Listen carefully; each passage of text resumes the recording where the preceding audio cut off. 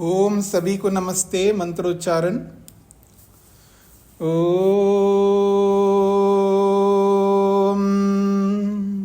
सहनाववतु सहनौ भुनक्तु सह वीर्यं करवावहै तेजस्विनावधीतमस्तु मा विद्विषावहै। ओम शांति शांति शांति।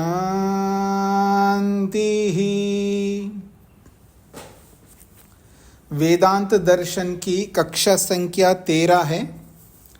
प्रथम अध्याय का प्रथम पाद चल रहा है। इसके हमने 17 सूत्र पढ़े हैं।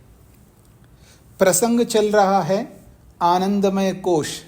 आनंदमय शब्द विकारवाची है या ब्रह्मवाची है, यानी ब्रह्म को कहने वाला शब्द है या विकार को कहने वाला शब्द है। तो सिद्धांती कहते हैं आनंदमय शब्द ब्रह्मवाची है, ब्रह्म को कहने वाला है, ब्रह्म का अपर नाम है। वही प्रसंग है, उसको मैं आगे बढ़ा रहा हूं। सूत्र संख्या 18। पीछे हमने नेतरोनुपपत्ते और भेद व्यपदेशाच्च इन 2 सूत्रों से समझने का प्रयत्न किया है। उसी बात को आगे बढ़ा रहे हैं। कामाच्च नानुमानापेक्षा, कामाच्च नानुमानापेक्षा, कामात् च न अनुमान अपेक्षा। ये आनंदमय शब्द जीवात्मा परक तो नहीं हो सकता, जीवात्मा वाची तो नहीं हो सकता। क्यों? कामात, जीवात्मा में कामना है, और जिसमें कामना है वो आनंदमय नहीं हो सकता। न अनुमान अपेक्षा, इसमें अनुमान करने की अपेक्षा भी नहीं रहेगी। अनुमान की अपेक्षा वहां रहती है जहां संभावना हो। यहां तो कोई संभावना ही नहीं है, क्योंकि साक्षात आत्मा में कामना है। ये इसका अभिप्राय है। आइए भाष्य को समझने का प्रयत्न करते हैं। कामात् च, जीवे काम आनंदस्य अभिलाषो वर्तते। जीवे, जीवात्मा में काम, कामना है, अभिलाषा है, उसकी एक बहुत बड़ी तमन्ना है। क्या? आनंदस्य अभिलाषा। वो कौन सी कामना है? आनंद की अभिलाषा है। आनंदस्य अभिलाषो वर्तते, जीवात्मा में आनंद की अभिलाषा विद्यमान है। यद अहम आनंदी स्याम, क्या अभिलाषा है उसके अंदर? मैं आनंदी बन जाऊं, मैं आनंद से युक्त हो जाऊं, मैं सुखी हो जाऊं, ये उसकी अभिलाषा है। और ये अभिलाषा किस में होती है जी?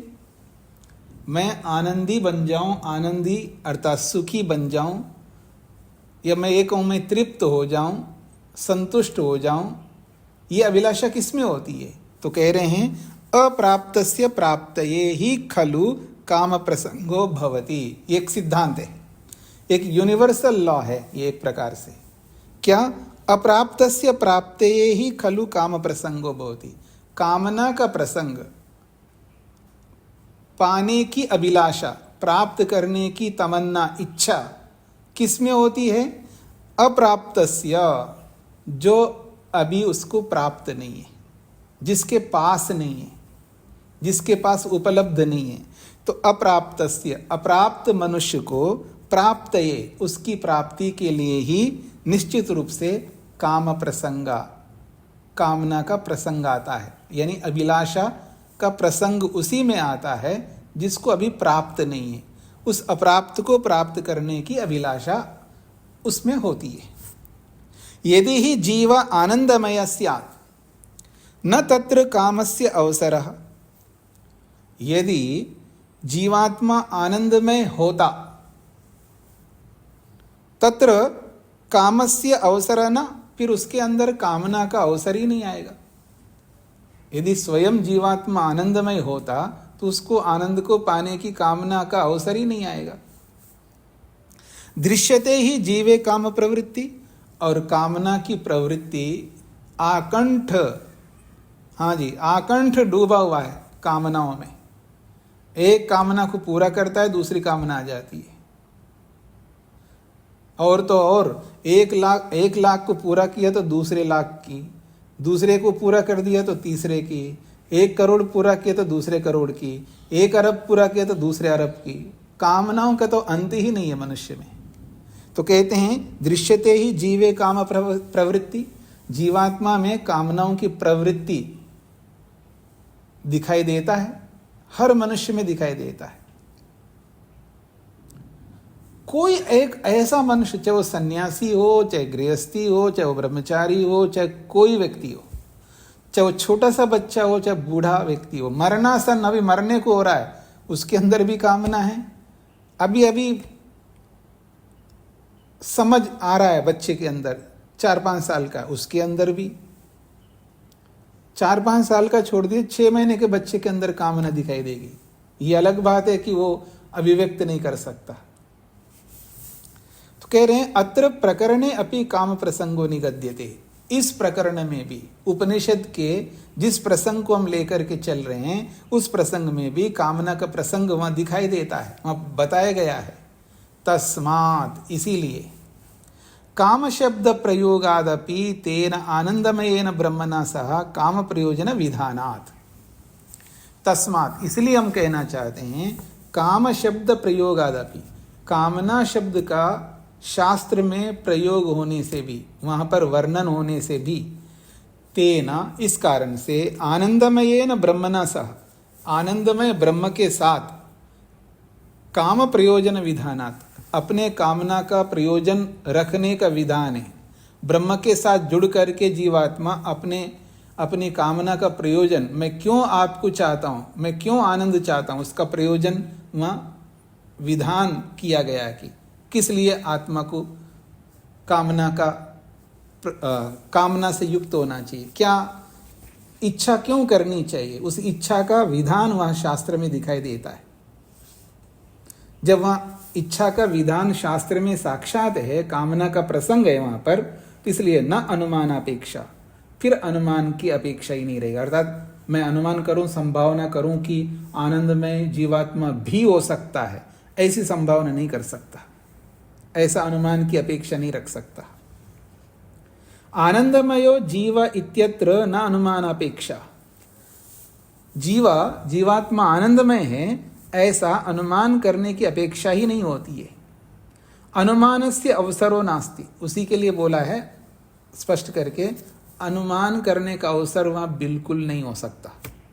ये तो ही क्योंकि तत्प्रकरणस्य प्रारंभे एव उक्तम, उस प्रसंग को प्रारंभ करते हुए शुरू में ये बात उक्तम कही है, क्या?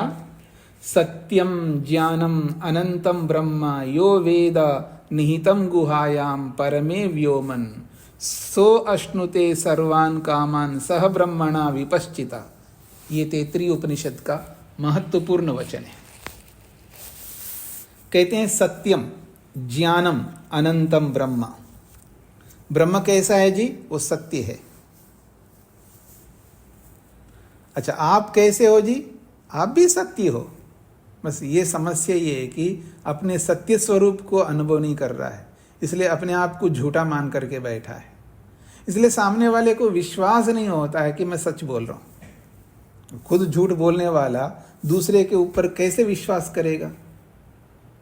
जैसा मैं हूं वैसे ही सामने वाले को देखेगा ना। जब मैं आकंठ झूठ बोलता हूं पानी की तरह, तो सामने वाला सच बोलेगा, कैसे विश्वास करूंगा मैं? उसको विश्वास ही नहीं होता। तो परमात्मा सत्य स्वरूप है, लेकिन हम भी सत्य स्वरूप है, लेकिन हम भूल चुके हैं अपने सत्य स्वरूप को। ज्ञानम, परमात्मा कैसा है? ज्ञान स्वरूप है। हम भी ज्ञान स्वरूप है, जीवात्मा के पास भी ज्ञान है।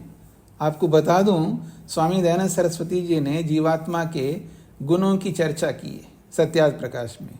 जीवात्मा में कितने गुण है? वैसे तो एक ही गुण है, लेकिन अगर मैं इसका विस्तार करूं तो 24 बताया उन्होंने। वैसे तो एक ही चेतन आत्मा को एक ही ज्ञान स्वरूप बोला है वहां पर, लेकिन उस ज्ञान को विस्तार करके 24 बनाया। देखिएगा, ये है ऋषियों का कौशल्य,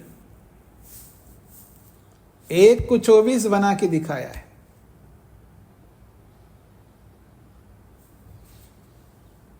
तो कह रहे हैं ज्ञानम, परमात्मा ज्ञान स्वरूप है, जीवात्मा भी ज्ञान स्वरूप है, बस अंतर इतना है हम अल्पज्ञानी हैं, परमात्मा सर्वज्ञानी है, ये अंतर है। अनंतम, मैं भी अनंत हूं। कितने लोगों को समझ में आया जी? मैं एक जीवात्मा अनंत हूं। कितने लोगों को समझ में आया? जिनको समझ में आया वो हाथ खड़ा करेंगे। याद रखना, प्रमाण भी देना होगा। हाँ, प्रमाण भी देना होगा। सबसे पहले वेद प्रिया जी ने हाथ खड़ा किया। स्वामी जी, काल की दृष्टि से आत्मा अनंत है। अच्छा, काल की दृष्टि से जीवात्मा अनंत है। प्रमाण? प्रमाण याद नहीं है मुझे। शेखर जी। जी स्वामी जी, मतलब प्रमाण तो आत्मा कभी मरता ही नहीं है। नहीं, अनंत और मरता नहीं है, वो तो अमृत है। जो आपने बोला मरता नहीं, तो अमृत है। परमात्मा भी अमृत है, जीवात्मा भी अमृत है उस अर्थ में, लेकिन अनंत का प्रमाण चाहिए। प्रमाण का मतलब शास्त्रीय प्रमाण। जी नहीं कह सकता समझे जी जी जी जी। हाँ जी, सरस्वती जी बताइए। नमस्ते स्वामी जी। हाँ जी। स्वामी जी, जीवात्मा तो अनंत है, मतलब नहीं, मेरे को प्रमाण चाहिए। अनंत है। नहीं, अनंत तो बता चुके हैं, वेद प्रिया जी ने बता दिया। जीवात्मा भी अनंत है, और वो क्यों अनंत है तो काल की दृष्टि से अनंत बताया। यहां तक ठीक है। देश की दृष्टि से जीवात्मा अनंत नहीं है। सुन लीजिएगा पहले, जीवात्मा 84 लाख योनि ऐसा बता। देखिए, सुन लीजिएगा, 84 लाख योनि। सुन लीजिएगा, जब आपको उत्तर नहीं पता है तो सुन लीजिएगा। जब इन्होंने बताया जीवात्मा अनंत है काल की दृष्टि से, इससे ये पता लगता है देश की दृष्टि से अनंत नहीं है, ज्ञान की दृष्टि से अनंत नहीं है, बस काल की दृष्टि से अनंत है। ये वेद प्रिया जी ने स्पष्ट कर दिया। अब प्रश्न मेरा ये था कि प्रमाण, शास्त्रीय प्रमाण, तो जिनको पता है वो, बाकी लोग हाथ हटा लीजिएगा। जिनको शास्त्रीय प्रमाण है वही हाथ खड़ा करेंगे। नीलिमा जी की क्या कहेंगे? नमस्ते स्वामी जी। यजुर्वेद का जो मंत्र आता है, वायु नीलम अमृतम भस्मांतम शरीरम, तो उसमें नहीं, उसमें क्या जीवात्मा को अनंत बताया मंत्र में? तो क्योंकि वो अनंत है, क्योंकि वो मरती नहीं है। नहीं, देखिए, इधर उधर नहीं जाना है आपको, प्रमाण चाहिए मेरे को। सीधा सीधा आत्मा अनंत है ऐसा कहीं प्रमाण आया हो, शास्त्र का प्रमाण, चाहे वो वेद का हो या ऋषियों का हो, कोई भी प्रमाण चाहिए। उमा जी बताइए। स्वामी जी, संख्या की दृष्टि से नहीं, संख्या, इधर उधर नहीं जाना है, प्रश्न को समझ करके उत्तर देना है ना। हाँ, अब रहने दीजिएगा। अच्छा, अल्पना जी बताइए। नमस्ते स्वामी जी। स्वामी जी, योग दर्शन में जो वो सूत्र है जिसमें आत्मा का स्वरूप बताया है, उसमें आत्मा को अपरिणामिनी, अप्रतिसंक्रमा, उसमें जो 5 चीजें बताई हैं, उसमें एक अनंत स्वरूप भी बताया। हाँ, ये वेद व्यास जी का है भाष्य, तो इसलिए ये है प्रमाण, ये है प्रमाण। योग दर्शन का पहले पाद का दूसरा ही सूत्र है। योग दर्शन के प्रथम पाद का दूसरा सूत्र है योगश्चित्त वृत्ति निरोधा। इसके भाष्य में महर्षि वेद व्यास जी ने जीवात्मा का स्वरूप बताया। जीवात्मा कैसा है? अपरिणामिनी। मैं कितने बार आप लोगों को ये वाक्य दोहराया हूं। जीवात्मा कैसा है? अपरिणामिनी, अप्रतिसंक्रमा, दर्शित विषया, शुद्धा च अनंता। जीवात्मा के लिए बोला अनंत है। तो ये जो अनंत है ये काल की दृष्टि से, क्योंकि देश की दृष्टि से तो अनंत हो नहीं सकता। परमात्मा देश की दृष्टि से भी अनंत है और ज्ञान की दृष्टि से भी परमात्मा अनंत ज्ञानवान है। काल की दृष्टि से, ज्ञान की दृष्टि से और देश की दृष्टि से, तीनों दृष्टि से अनंत है परमात्मा। और जीवात्मा देश की दृष्टि से अनंत नहीं, ज्ञान की दृष्टि से अनंत नहीं, लेकिन काल की दृष्टि से अनंत है। तो यहां पर परमात्मा के लिए कहा है वो सत्य है, ज्ञान है, अनंत है। और तीसरी बात कहिए ब्रह्मा, वो ब्रह्म है और जीवात्मा भी ब्रह्म है, याद रखना। जीवात्मा भी ब्रह्म है। प्रमोद जी बताइए कैसे? जीवात्मा भी ब्रह्म है कैसे?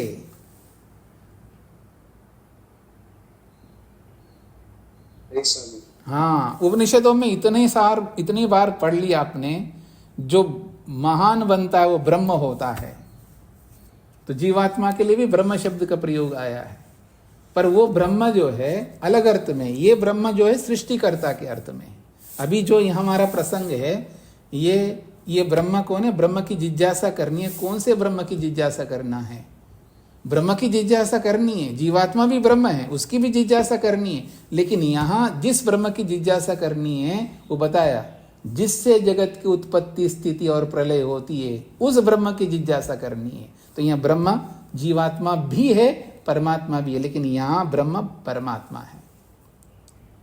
तो जीवात्मा सत्य भी है, ज्ञान भी है, अनंत भी है और ब्रह्म भी है। इसलिए तो भ्रांतियां होती है लोगों में। कहीं ब्रह्म का अर्थ परमात्मा लेते हैं, कहीं ब्रह्म का अर्थ जीवात्मा लेते हैं, कहीं ब्रह्म का अर्थ सूर्य को भी लेते हैं, कहीं ब्रह्म का अर्थ धरती को भी लेते हैं। जो भी बड़ा होता है उसको ब्रह्म कहते हैं, जो भी बड़ा होता है। तो ब्रह्म का अर्थ है बड़ा, बृहत्वाद ब्रह्म, जो बड़ा होने के कारण से वो ब्रह्म होता है।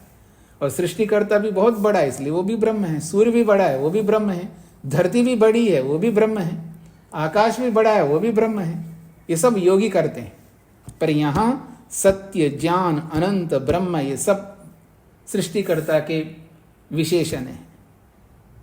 यो वेदः, जो जानता है, जो का मतलब जो योगाभ्यासी, जो तत्ववेत्ता, जो विवेकी वैराग्यवान व्यक्ति, जो जानता है किसको? सत्य स्वरूप सृष्टिकर्ता को, ज्ञान स्वरूप सृष्टिकर्ता को, अनंत स्वरूप सृष्टिकर्ता को, ब्रह्म स्वरूप सृष्टिकर्ता को। यो वेदा, जो जानता है। कहाँ जानता है, कैसे जानता है? कहते हैं निहितम गुहायाम, जो गुफा में विराजमान है, ऐसे सत्य, ज्ञान, अनंत ब्रह्म को जो जानता है, जो हृदय में निवास करता है। हृत प्रतिष्ठम, जो हृदय में रहता है। पीछे बताया था ना वेद मंत्र में, परित्य भूतानि परित्य लोकान परित्य सर्वा प्रदिशो दिशश्च, जो गुहा में निहित है उसको जो जानता है। और वो कैसा है? परमे व्योमन, अत्यंत सूक्ष्म है। परमे व्योमन का मतलब है परमे का अर्थ है सूक्ष्म, और व्योमन का मतलब आकाश, आकाश के समान बहुत सूक्ष्म है वो। ऐसे परमात्मा को जो गुहा में विराजमान है, उसको जो वेदा जानता है। किस रूप में जानता है? सत्य के रूप में, ज्ञान के रूप में, अनंत के रूप में, ब्रह्म के रूप में जानता है। सो अश्नुते, वह अश्नुते प्राप्त करता है। किसको? आनंद को। आनंद का ही तो प्रसंग आ रहा है। सो अश्नुते, वो प्राप्त करता है क्या? आनंद को। और वो कैसे आनंद है? सर्वान कामान, सारी कामनाओं से मिलने वाला आनंद है। और कैसे अनुभव करता है? तो कहा सह ब्रह्मणा विपश्चिता, सह ब्रह्मणा विपश्चिता, वो ब्रह्म के साथ रह करके अनुभव करता है, ब्रह्म के निकट रहता हुआ अनुभव करता है। या तो समाधि में अनुभव करता है, क्योंकि ब्रह्म के निकट समाधि में होता है, या मुक्ति में होता है। विपश्चिता ये जो है ये ब्रह्म का विशेषण है, तृतीय विभक्ति है। ब्रह्मणा विपश्चिता, ये दोनों ही तृतीय विभक्ति में। आप लोग संस्कृत पढ़ते हैं ना, सह शब्द कौन सी विभक्ति के साथ आती? आता है जी, सह शब्द तृतीय विभक्ति के साथ, इसलिए ब्रह्मणा भी तृतीय विभक्ति है और विपश्चित शब्द है मूल, विपश्चित, और विपश्चिता तृतीय विभक्ति है। कैसा ब्रह्म है? वो विपश्चित ब्रह्म है। विपश्चित का मतलब है सर्वज्ञ। विपश्चित विद्वान को कहते हैं, ज्ञानी को कहते हैं। तो यह विपश्चित का मतलब है ज्ञानी। कैसा ज्ञानी है? सर्वज्ञानी। सर्वज्ञानी ब्रह्म के साथ रहता हुआ सर्वान कामान सो अश्नुते, सारी कामनाओं को प्राप्त कर लेता है वो, उसकी फिर कोई कामना शेष नहीं रहती है।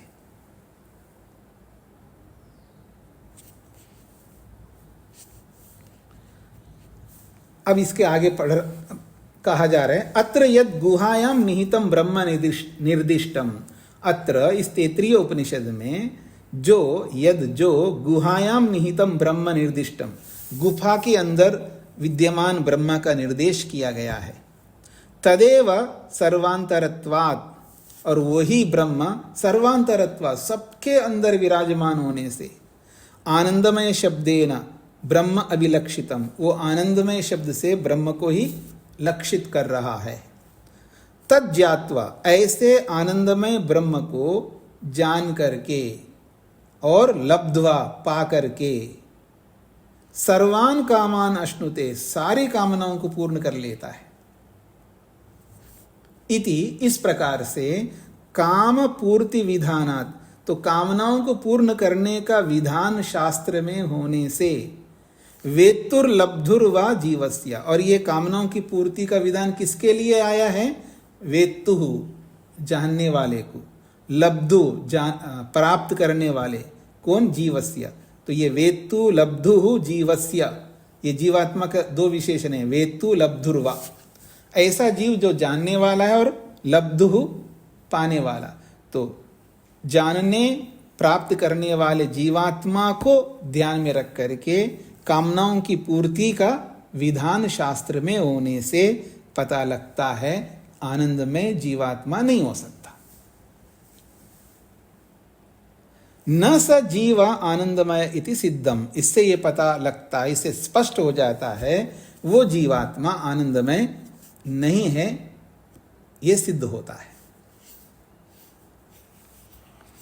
ब्रह्मात्मा तो न कामानुवर्ती, यदि सो अश्नुते सर्वान कामान, ये अगर ब्रह्म को ही मान ले, आनंदमय भी ब्रह्म को मान ले और सभी कामनाओं को पूर्ण करता है, अगर ऐसा हम सोचें तो भी नहीं हो सकता।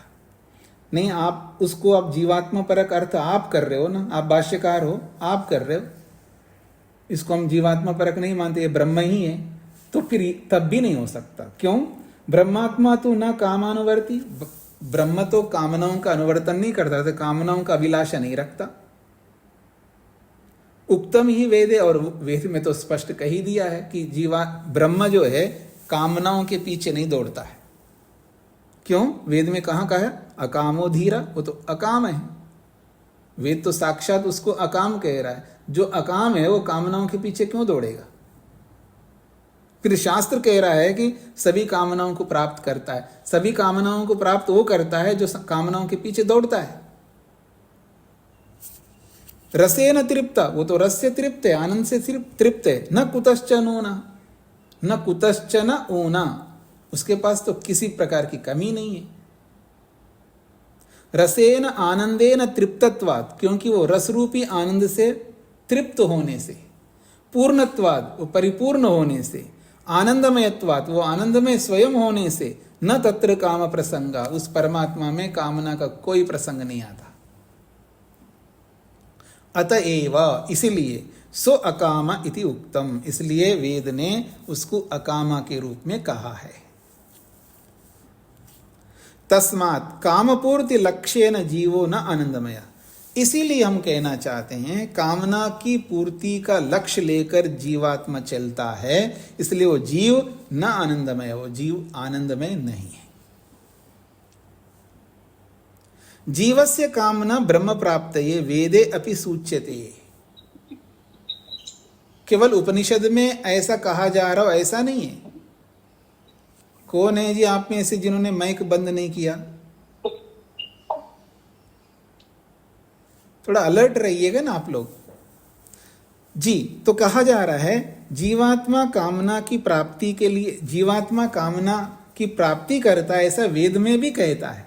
यानी वेद में भी कहा है, केवल उपनिषद कह रही है ऐसा नहीं है, वेद भी कहता है। क्या कहता है? कदा अनु अंतर्वरुणे भुवानी कदा मृडीकम सुमना अभिख्यम। ये ऋग्वेद का बहुत ही महत्वपूर्ण मंत्र है। 7वें मंडल का 82वें सूक्त का दूसरा मंत्र है, और उस दूसरे मंत्र का ये 2 प्रकार के वाक्य है यहाँ पर। कदा अनु अंतर्वरुणे भुवानी एक वाक्य है, दूसरा वाक्य है कदा मृडीकम सुमना अभिख्यम। जीवात्मा बोल रहा है कदा नु अंतर्वरुणे भुवानी। ये वाक्य तो पीछे भी आया था। कदा, कब मैं, नु का मतलब निश्चित रूप से कदा, कब मैं अंतर्वरुणे भुवानी, अंतरात्मा जो वर्णीय परमात्मा है उसके अंदर कब मैं भुवानी युक्त हो जाता हूं, अंतरात्मा वर्णीय प्रभु के साथ कब मैं जुड़ सकता हूं।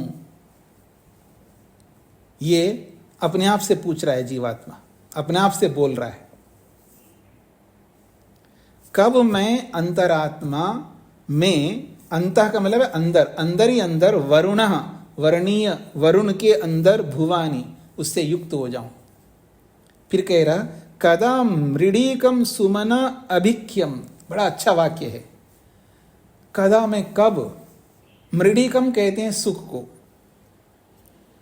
सुखरूप आनंदमय ब्रह्म को या सुख को। कदा अभिख्यम, अभिख्यम का अर्थ है जानू, सुखरूप आनंदमय परमात्मा को मैं कब, अभिख्यम का मतलब है जानू, समझू या देखूं। और साधारण ढंग से नहीं देख सकता मैं, सुमना, सुंदर मन से युक्त होकर के मैं कब, सुमना मृडीकम अभिख्यम है। कदा, कब मैं सुमना, सुंदर मन से युक्त होकर, मृडीकम आनंदमय उस ब्रह्म को कब अभिख्यम जानूं, समझूं, देखूं।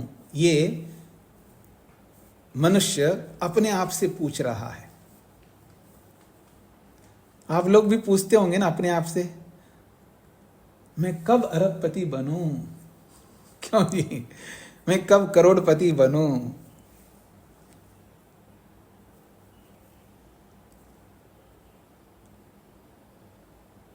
मैंने किसी को कहा आपके पास सोने की साड़ी तो है ही नहीं है, तो उनके मन में भी कभी आ जाए कि मैं कब सोने की साड़ी वाली बनूं। क्यों जी, हो सकता है। देखिएगा, किसी को लगता है कि मेरे को सोने में कोई इंटरेस्ट नहीं, सुवर्ण में कोई इंटरेस्ट नहीं है, लेकिन कोई ऐसा आ जाए उनके सामने, उनके अपने व्यक्ति, और उनको सोने की साड़ी सीधा पूछ भी नहीं रहे, बस सीधा भेंट दे रहे हैं, ये तो आपके लिए भेंट है और मैं आपका अपना हूं, आपका अपने चहेता हूं, लिए बिना कैसे रुकेंगे। नहीं, मेरे को नहीं चाहिए, किसी गरीबों को बांट दो, ऐसे थोड़ा कहेंगे।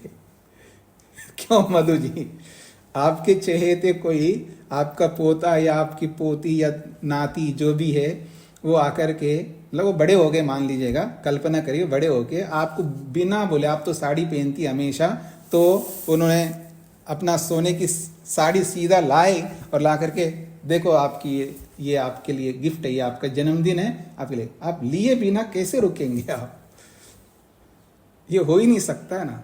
तो मैं कब ऐसा बनूं, ये जो कामना है व्यक्ति के अंदर, देखिए परिस्थिति नहीं है हमारे सामने, इसलिए हम बोलते नहीं है, एक अलग बात है। परिस्थिति अगर हमारे सामने ऐसा सिचुएशन आ जाए ना, तो कौन चुकेगा जी। आपने कभी सुना है जी कि एक दिन के लिए आपको सीएम बना दे, एक दिन के लिए पीएम बना दे, ऐसा लोग बोलते रहते, सुनते रहते ना। तो मैं आपको बोलूं, एक दिन के लिए आपको अंबानी का बेटा, बेटी या माँ, पिता बना दूं, क्यों जी, आपको अंबानी के पिता बना दूं या मां बना दूं एक दिन के लिए,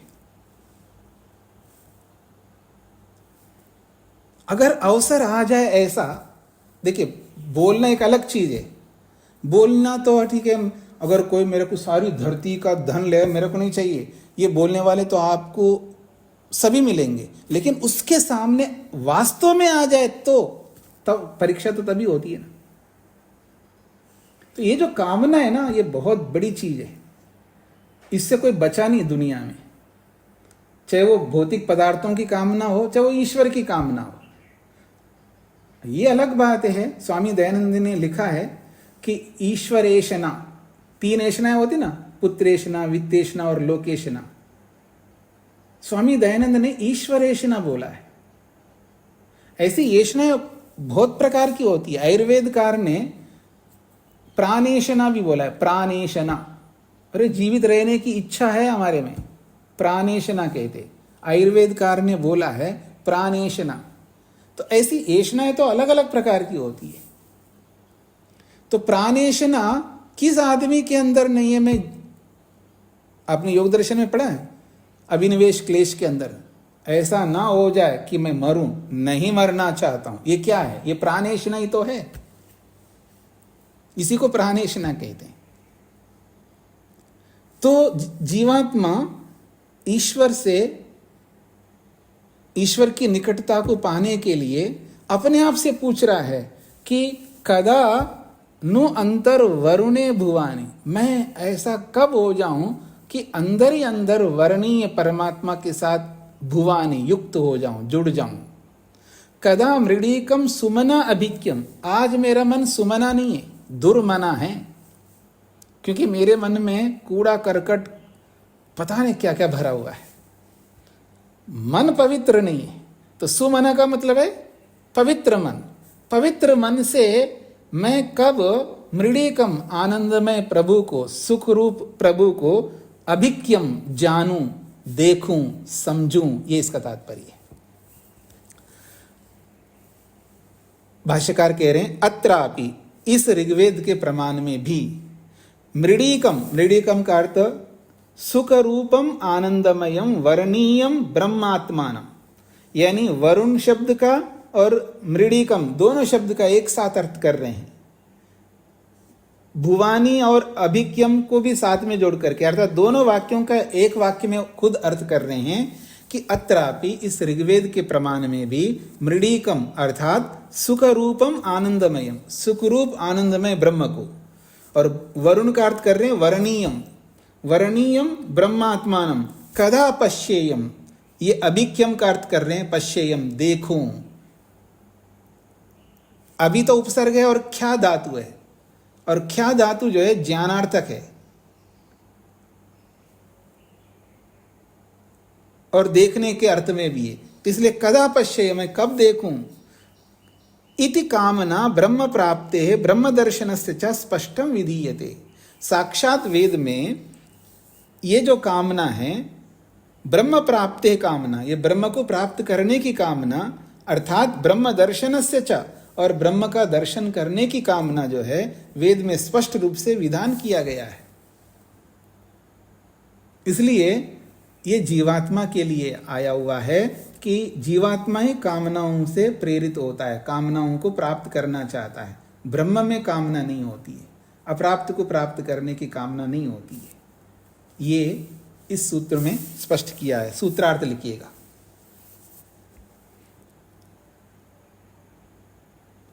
जीवात्मा को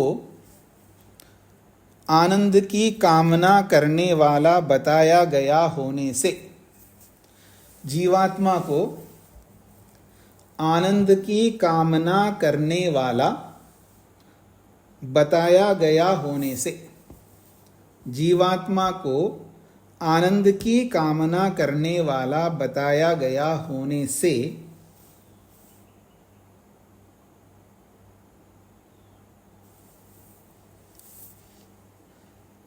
जीवात्मा को आनंद की कामना करने वाला बताया गया होने से और शब्द प्रमाण के द्वारा साक्षात, और शब्द प्रमाण के द्वारा साक्षात, और शब्द प्रमाण के द्वारा साक्षात वर्णन से भी पता लगता है और शब्द प्रमाण के द्वारा साक्षात वर्णन से भी पता लगता है कि जीवात्मा आनंदमय नहीं है।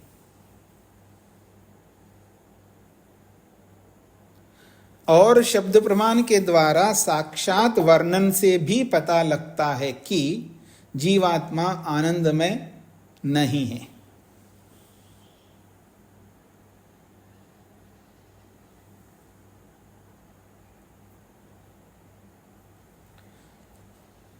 चेतन होने मात्र से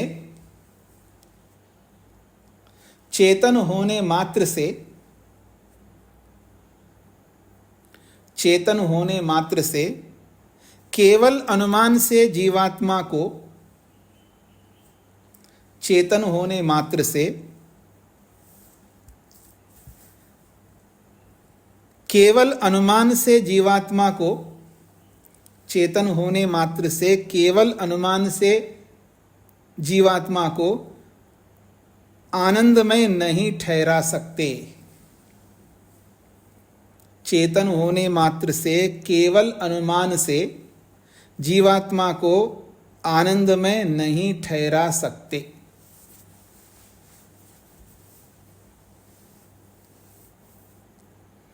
एक बार दोहरा देता हूं जी।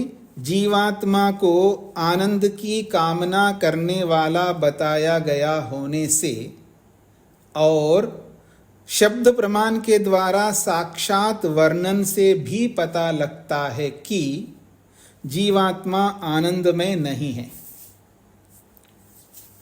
चेतन होने मात्र से केवल चेतन होने मात्र से केवल अनुमान से जीवात्मा को आनंदमय नहीं ठहरा सकते। शकुंतला जी। नमस्ते स्वामी जी। जी। यहाँ एक मंत्र में कहा है यो वेद निहितम गुहायाम परमे व्योमन, तो ये परमे व्योमन स्पष्ट नहीं हुआ मुझे। देखिए, परम का अर्थ होता है सूक्ष्म और व्योमन का मतलब होता है आकाश। आकाश के समान सूक्ष्म परमात्मा गुहा में निहित है, अंदर निहित है, बाहर हर जगह नहीं प्राप्त होता है। जी जी। राजगोपाल जी। जी स्वामी जी। जी। यहाँ पर द्वितीय वाक्य में भाष्य था अप्राप्त से प्राप्त है। यहाँ जो अप्राप्त है वो वस्तु के लिए कहा गया है या व्यक्ति के लिए? व्यक्ति के लिए नहीं है, अप्राप्त वस्तु के लिए। अप्राप्त से प्राप्त है, अप्राप्त को प्राप्त करने के लिए, अप्राप्त वस्तु को प्राप्त करने के लिए। जी। नरेंद्र जी। हाँ बोलिए, क्या आपका बचा है? हाँ, परमे को व्याकरण में पढ़ सकते हैं क्या स्वामी जी? क्या परमे को व्याकरण में इसका विभक्ति के साथ अर्थ हम समझ सकते हैं यहाँ पर? नहीं, ऐसा है कि अब आपको क्या बताऊं कि जी। विभक्ति गौण हो जाती है जी, और जी, अर्थ मुख्य होता है। जी स्वामी जी। और यह जो निगद्यते एक शब्द आया है, इसका हाँ जी। अर्थ क्या है स्वामी? प्रतिपादित नहीं, निगद्यते का मतलब है प्रतिपादन किया गया। निगद्यते के भी बहुत सारे अर्थ होते हैं, पर यहाँ प्रसंग के अनुसार काम प्रसंगो निगद्यते, यानी कामना का प्रसंग शास्त्र में बताया गया होने से, कहा गया होने से, प्रतिपादित किया गया होने से।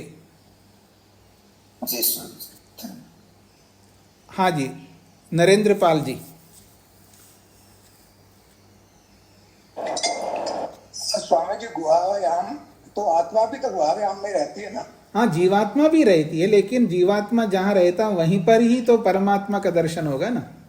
जी जी, दोनों रहते हैं वहां पर। जी, तो सभी को स्पष्ट हो गए जी। मैं आगे बढ़ूं, अगला सूत्र।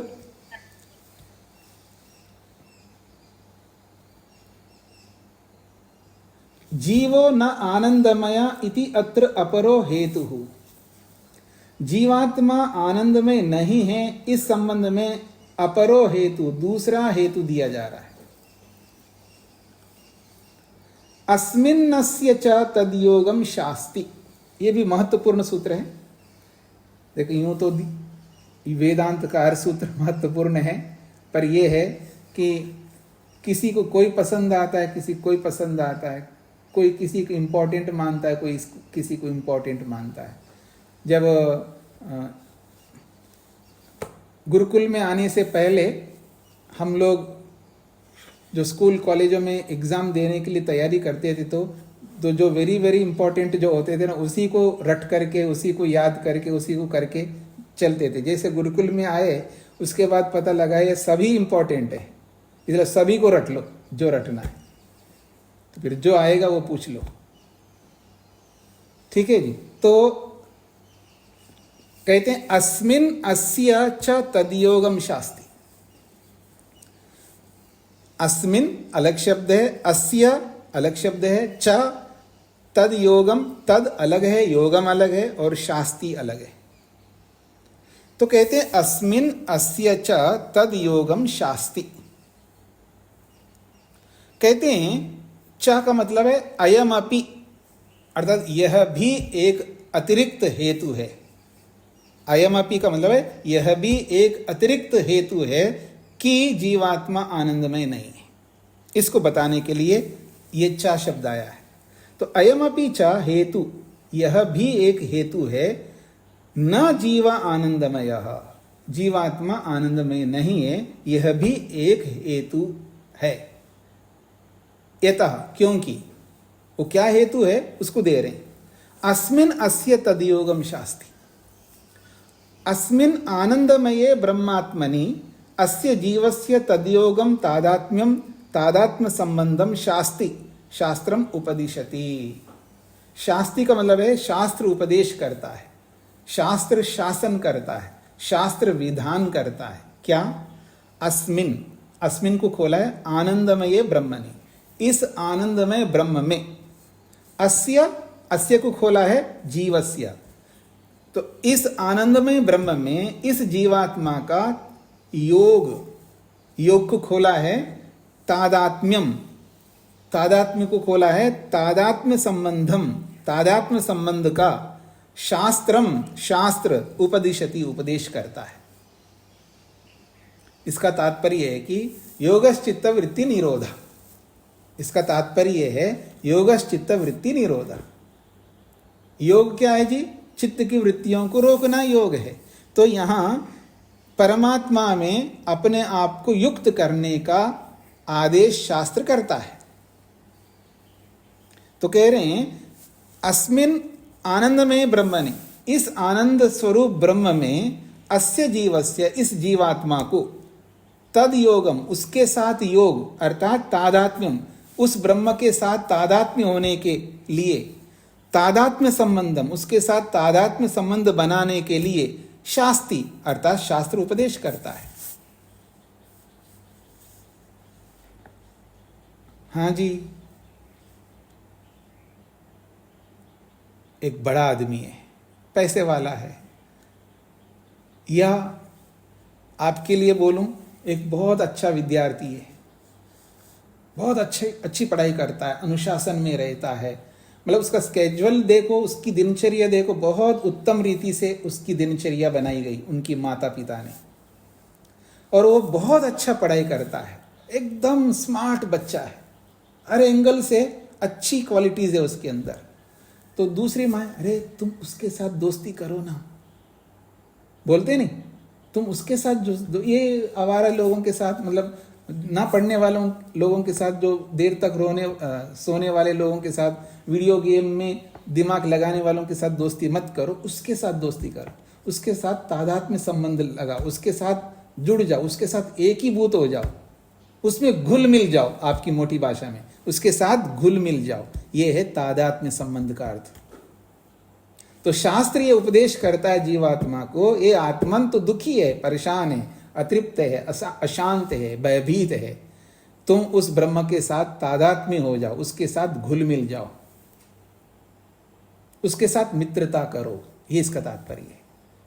इंद्रस्य योग्य सका, ये इंद्रस्य युज्य सका, वेद क्या कहता है? इंद्रस्य युज्य सखा, युज्य कहते हैं योग्य, इंद्र जीवात्मा का योग्य सखा तो परमात्मा है, उसके साथ मित्रता करो, उसके साथ तादात्म्य करो, उसके साथ घुल मिल जाओ, ऐसा शास्त्र स्वयं कहता है। ये इसका तात्पर्य है। तद यथा, अब उदाहरण दे रहे हैं, यदा ही एव एषा एतस्मिन् अदृश्ये अनात्मे अनिरुक्ते अनिलये अभयम प्रतिष्ठां विन्दते अथ सो अभयम गतो भवति। कितनी अच्छी बड़ी बात कही है। ये तैत्तिरीय उपनिषदकार ने कहा है, यदा, जब, यदा ही एव एषा, जब यह जो जीवात्मा है, एतस्मिन् अदृश्य, इस अदृश्य परमात्मा में, क्योंकि हम दृश्य में मन लगाते रहते हैं ना जी, हम अदृश्य में नहीं लगाते। इसको मैं दूसरे शब्दों में बोलूं या शतपथ ब्राह्मणकार के अनुसार बोलूं, शतपथ ब्राह्मणकार कहते हैं परोक्षा ही देवा प्रत्यक्ष प्रिया द्विषः। मनुष्य जो है प्रत्यक्ष में मन लगाते हैं, यानी जो दिखाई देता है उसमें मन लगाता है, और देवलोग जो दिखाई नहीं देता है उसमें मन लगाता है। ये वो देव की परिभाषा ये है कि शतपथ ब्राह्मणकार का, कि जो परोक्ष है, जो दिखता नहीं है उसमें मन लगाते हो, और हमें किसमें मन लगाने की इच्छा होती, जो दिखाई देता उसमें। पैसा दिखाई देता इसलिए तो उसमें मन लगाते हैं, कपड़े दिखाई देते हैं, पैसे दिखाई देते हैं, मकान दिखाई देते हैं, गाड़ियां दिखाई देती हैं, यानी भौतिक वस्तुएं जो दिखाई दे रही उसमें हमारा मन लगता है, और उनके पीछे जो दिखाई ना देने वाला है उसमें हमारा मन बिल्कुल नहीं लगता। इसलिए कह रहे हैं यदा, जब, ई एव एषा, ही एव एषा, निश्चित रूप से एषा, ये जो जीवात्मा है, एतस्मिन, इसमें, किसमें, उसके लिए बोला जा रहा है अदृश्य, जो अदृश्य है, जो दिखाई नहीं देता है। अनात्मे, अनात्मे का मतलब है जिसका कोई शरीर नहीं होता। आत्मा शरीर के लिए भी बोला जाता है। मैंने आपको आत्मा शब्द के बहुत सारे अर्थ बताए थे अनेक बार। आत्मा शब्द शरीर के लिए, इंद्रियों के लिए, मन के लिए और चेतन आत्मा के लिए तो आता ही है। यानी शरीर के लिए भी आत्मा शब्द का प्रयोग होता है शास्त्रों में। तो कहते हैं एतस्मिन, इसमें, किसमें, अदृश्य, जो दिखाई ना देने वाले उस परमात्मा में। और कैसा है, ये सारे विशेषण है। अनात्मे, जिसका कोई शरीर नहीं होता है, और अनिरुक्ते, उसका आप निर्वचन नहीं कर सकते, इदम इत्थम नहीं कह सकते। अनिरुक्त का मतलब है, देखो जी, ब्रह्म तो बस ऐसा ही है, ऐसा नहीं बोल सकते। इदम इत्थम का मतलब इतना ही है, ऐसा नहीं बोल सकते। वो तो अनंत है, उसका बखान रुक नहीं सकता। ये अलग बात है, आप थक रहे हो तो रुक जाओगे, लेकिन उसके लिए निर्वचन नहीं किया जाता, बस इतना ही भगवान है। उपनिषद में आपने पढ़ा नेति नेति, इसके आगे तो कोई रोक ही नहीं है, अनंत है। तो इसलिए कहा अनिरुक्ते, जिसका पूर्ण रूप से निर्वचन नहीं किया जा सकता, पूर्ण रूप से कथन नहीं किया जा सकता। दूसरी बात और विशेष बात, अनिलये, निलय कहते हैं आधार, घर। आधार को निलय कहते हैं, बेस, जिसका कोई बेस नहीं है, जो सबका बेस हो, जो सबका आधार हो, जो सबका घर वही हो, उसका कौन सा घर होगा जी? जो सबके लिए वही घर बना हुआ है। उस ब्रह्म में, पीछे आपने पढ़ा था ना, वेनस्तत्पश्यन् निहितं गुआसत् भवत्येक नीडम।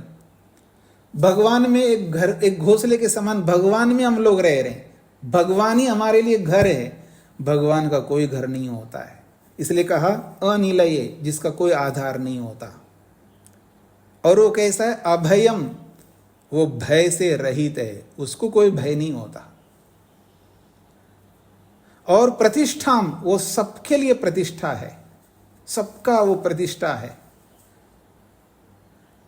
ऐसे उस प्रतिष्ठा को, उस अभय को, उस अनिलय को, उस अनिरुक्त को, उस अनात्म को, उस अदृश्य को विन्दते, जो जान लेता है, देख लेता है, प्राप्त कर लेता है। अथ सो अभयम गतो भवति, और वो भी अभय को प्राप्त हो जाता है।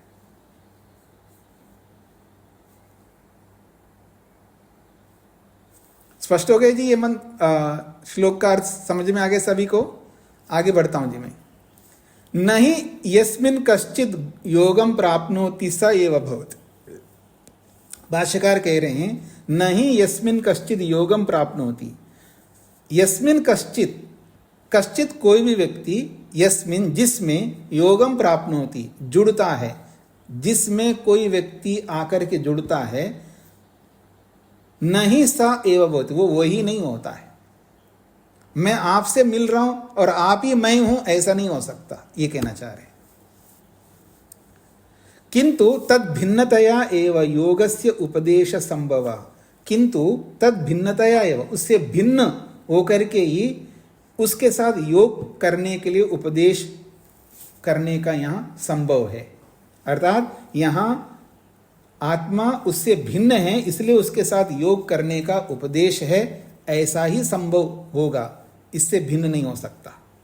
लोके अपि, लोक में भी बहुत सारे आप उदाहरणों को समझ सकते हैं, जैसे दुग्धे जलम योगम आपनोति, वाह कितना अच्छा उदाहरण दिया भाष्यकार ने। जैसे दूध में जल योग को प्राप्त होता है, ऐसा घुल मिल जाता है जी, कमाल है। क्या दुधिया ने, दुधिया के लिए चांदी है ये, हाँ, दुधिया के लिए आज भी इतनी टेक्नोलॉजी होने के बाद में, इतने साधन होने के बाद में भी आज भी दुधिया कोई ऐसा भी है जो डायरेक्ट खुला दूध ला करके घरों में बांटता है आज भी। और दुधिया के लिए दूध में जल का योग करना उसके लिए बाएं हाथ का खेल है। तो जैसे दूध में जल जिस प्रकार से योग को प्राप्त होता है, दुग्धा जलम स्वरूपतस्तु भिन्नमेव अस्ति, भले ही जल दूध में योग को प्राप्त होता है, लेकिन स्वरूप से वो जल दूध से अलग ही है। वेदे तो बहुशो ब्रह्मात्मनि जीवस्य योग विधानम प्रदर्श्यते, वेद में तो बहुशा अनेक जगहों पर ब्रह्मात्मनि जी परमात्मा में जीवस्य जीव का, जीवात्मा का योग विधानम, उसके साथ जुड़ने का, उसके साथ तादात्म्य होने का विधान अनेक जगह पर प्रदर्श्यते दिखाई देता है। जैसे कि परित्य भूतानि परित्य लोकान आत्मना आत्मान अभिसंविवेश, पीछे हमने पढ़ा था, और अभी अभी पहले वाले सूत्र में पढ़ा कदानु अंतर्वरुणे भुवानी। ये सब वेद के बहुत सारे प्रमाण हैं जीवात्मा को परमात्मा के साथ योग को प्राप्त करने के लिए, तादात्म्य संबंध को पाने के लिए, उसमें मिल जाने के लिए शास्त्र कहता है। इससे भी पता लगता है कि आनंद में जीवात्मा नहीं हो सकता। सूत्रार्थ लिखिएगा। इस आनंदमय ब्रह्म में, इस आनंदमय ब्रह्म में, इस आनंदमय ब्रह्म में जीवात्मा का, इस आनंदमय ब्रह्म में जीवात्मा का तादात्म्य संबंध को लेकर,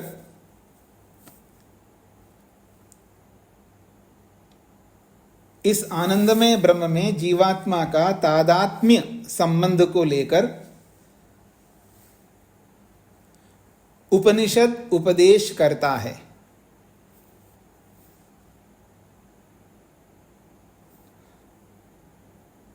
इस आनंदमय ब्रह्म में जीवात्मा का तादात्म्य संबंध को लेकर उपनिषद उपदेश करता है। इससे जीवात्मा आनंदमय नहीं हो सकता है। इससे जीवात्मा आनंदमय नहीं हो सकता या हो सकता है।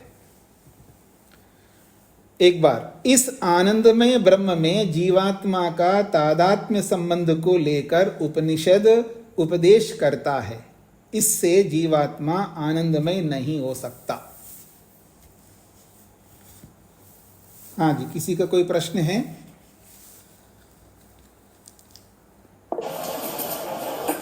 हाँ जी, अनीता जी। हाँ, ओम स्वामी जी प्रणाम।